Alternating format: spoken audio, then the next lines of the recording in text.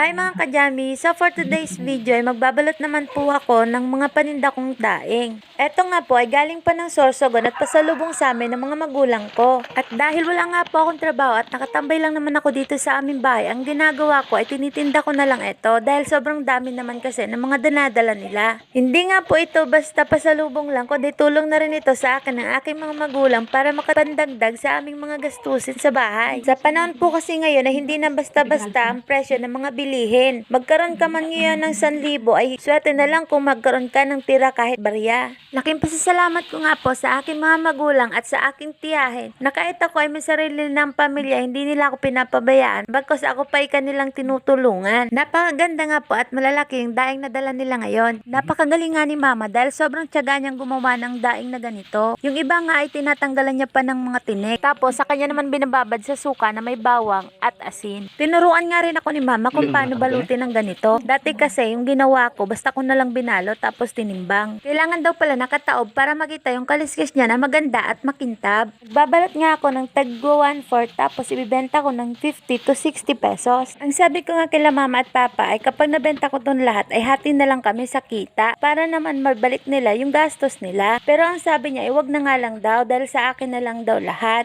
Medyo natatagalan nga ako sa pagbabalot nito dahil iniisa-isa ko pa talaga siya at pinapaganda ko. Hindi naman nga sa pag-aano pero napakasarap nito mga kajami. Hindi ako mapapahiya sa inyo. Medyo naparami nga yung dala nila ngayon kaya hindi ko alam kung hanggang anong oras ako neto magbabalo.